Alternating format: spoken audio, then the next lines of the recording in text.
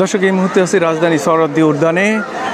ফিলিস্তিনিদের প্রতি সংহতি জানিয়ে আজকে এখানে লক্ষাধিক মানুষের সমাগম হয়েছিল এবং এই সমাগমের মূল ট্যাগলাইন ছিল মার্চ ফর গাজা।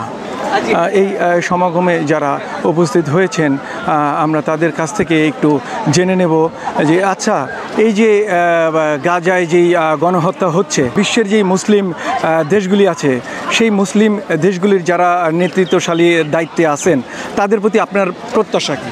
হ্যাঁ, তাদের সাথে আমাদের প্রত্যাশা হচ্ছে এইটা যে আমরা আপনার যারা এখন ভার্সিটি স্টুডেন্ট বা ছেলেপেলেরা আছি, বিষয়টা হচ্ছে কি যুবকদের লড়াইয়ে হচ্ছে আপনাদের আমরা গণ অভ্যুত্থান পেয়েছি, তেমনি বিশ্বে প্রত্যেকটা কান্ট্রি থেকে মুসলিম কান্ট্রি বিশেষ করে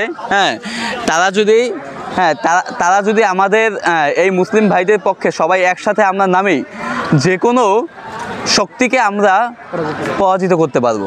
যেভাবে আমেরিকা বলুন আর ইন্ডিয়া বলুন, এরা হচ্ছে হিন্দুদের বা ইহুদিদের দালাল। তো আমাদের তাদের বিরুদ্ধে কঠোর হতে হবে এবং আমাদের ইসরায়েলি যত পণ্য রয়েছে প্রত্যেকটি দেশ থেকে বর্জন করে নিতে হবে এবং আমাদের বাংলাদেশ থেকেও আমাদের প্রত্যেকটি পণ্য বয়কট করতে হবে।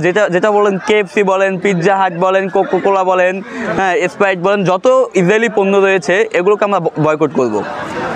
এবং আমাদের বর্তমানে 1400 বছর আগেই আমাদের হযরত মুহাম্মদ সাল্লাল্লাহু আলাইহি ওয়াসাল্লাম আমাদের প্রিয় নবী বলে গিয়েছেন, একসময় ইহুদিরা আমাদের এমনভাবে আপনার আবির্ভাব করবে বা এমনভাবে ক্ষমতা প্রয়োগ করবে যে তাদের ছাড়া আমাদের জীবন অচল হয়ে যাবে। কিন্তু আমাদের নিজ স্বার্থে বা নিজের প্রয়োজন অনুযায়ী যথাযথভাবে আমরা যেটুকু করতে পারি, আমাদের পক্ষে যতটুকু সম্ভব আমরা চেষ্টা করব সব ইসরায়েলি পণ্যকে বয়কট করার। এবং আমাদের প্রত্যেকটি যেমন HP, তারপর ট্রান্সকম ইয়াম কোম্পানি, এগুলো কিন্তু ইসরায়েলি পণ্য। আমাদের উচিত আমরা কি ইনুলিভা কিন্তু ইসরায়েলি একটি পণ্য, যার দ্বারা ইসরায়েলি প্রচুর পরিমাণের অর্থ পেয়ে থাকে।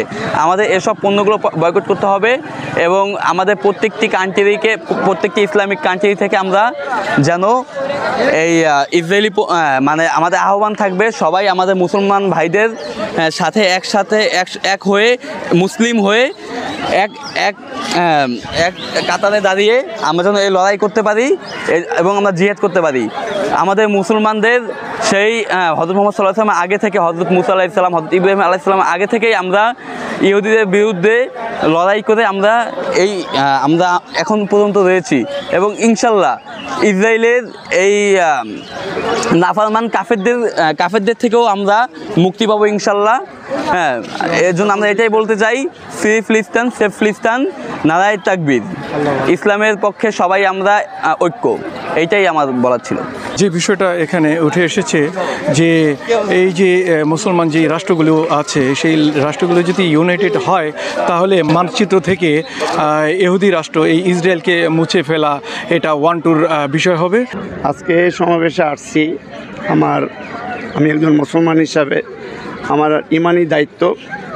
আমি খবরে পত্রিকায় যেভাবে দেখতেছি বর্বর ইসরায়েলের নৃশংসতা, আমি আর ঘরে থাকতে পারি না, আমার ব্যবসা প্রতিষ্ঠানও থাকতে পারি না, বিদায় আমি আজকে এই সমাবেশে চলে আসছি। তো বর্বর ইসরায়েল ফিলিস্তিনি নিরীহ মুসলমানদের যেভাবে হত্যা করছে, বিশেষ করে নারী, শিশু, পুরুষদের, নিরীহ মানুষদেরকে হত্যা করতেছে এবং তাদের বাড়িঘর ধ্বংস করতেছে, আমি একজন মুসলমান হিসেবে এর তীব্র নিন্দা জানাই এবং হাজার হাজার ফিলিস্তিনি মুসলমানদেরকে হত্যা করেছে। যারা এ পর্যন্ত মৃত্যুবরণ করেছে, আল্লাহ তাআলা যেন তাদেরকে শহীদের মর্যাদা দান করেন এবং যারা এখনও বেঁচে আছেন আল্লাহ যেন তাদেরকে হেফাজত করেন, আমি আল্লাহর কাছে দোয়া করি। আর যারা এইভাবে নিরীহ মুসলমানদেরকে হত্যা করতেছে আল্লাহ যেন তাদের উপর শাস্তি দেন, গজব দেন, এই প্রত্যাশা। বিশেষ করে আমাদের যে সমস্ত মুসলিম রাষ্ট্র আছে এবং জাতিসংঘ আছে, তাদের কাছে আমাদের এই আহ্বানই থাকবে, তারা যেন এই ফিলিস্তিনি মুসলমানের পাশে দাঁড়ায় এবং এর শাস্তি যেন তারা দেয় এবং সকল মুসলিম রাষ্ট্রগুলো যেন এক হয়ে তারা একটা ব্যবস্থা গ্রহণ করে। আমরা বাংলাদেশের পক্ষ থেকে প্রত্যাশা করি। আজকে আমাদের এই সমাবেশের একটি আহ্বান যে আমরা ফিলিস্তিনি মুসলমানদের আর চোখের পানি এবং তাদের মৃত্যুবরণ আর দেখতে চাই না। আল্লাহ যেন এ থেকে ফিলিস্তিনি মুসলমানদেরকে রক্ষা করেন। কাফেরের বিরুদ্ধে আমরা রুখে দাঁড়াই। আমরা আমাদের মনের ভিতরে ইসলামের সুন্নত তরিকায় আছে যে এক ভাই যদি দুঃখী হয় তার পাশে দাঁড়ানো। এখন ইসরায়েল যেভাবে শিশু বাচ্চাদের এবং মুসলিমকে মারতেছে, এই জন্যে যে সমস্ত আরব কান্ট্রিগুলো আছে, যে সমস্ত মুসলিম ভাই দেশ প্রতিবেশী আছে, সবাইকে জানাই যে তোমরা সবাই ইসরায়েলের বিরুদ্ধে আক্রমণ, ইসরায়েলি বিরুদ্ধে তোমরা প্রতিহত করো। তোমরা সবাই একত্রিত হও, ইসরায়েলি বিদ্রোহ রুখে দাঁড়াও। ফিলিস্তিনবাসীদের খাদ্যের সংকট, চিকিৎসার সংকট, তাদের পাশে দাঁড়ানোর জন্য ডক্টর মোহাম্মদ ইউনূসকে আমি এই বাংলাদেশের পক্ষ থেকে আহ্বান জানাবো। উনি যেন দ্রুত সময়ের মধ্যে চিকিৎসার ব্যবস্থা করেন এবং খাবারের ব্যবস্থা করেন এবং পাশাপাশি বাংলাদেশ আর্মিদেরকে দিয়ে যেন সহযোগিতা করা হয় ফিলিস্তিনিদের পক্ষে কাজ করার জন্য।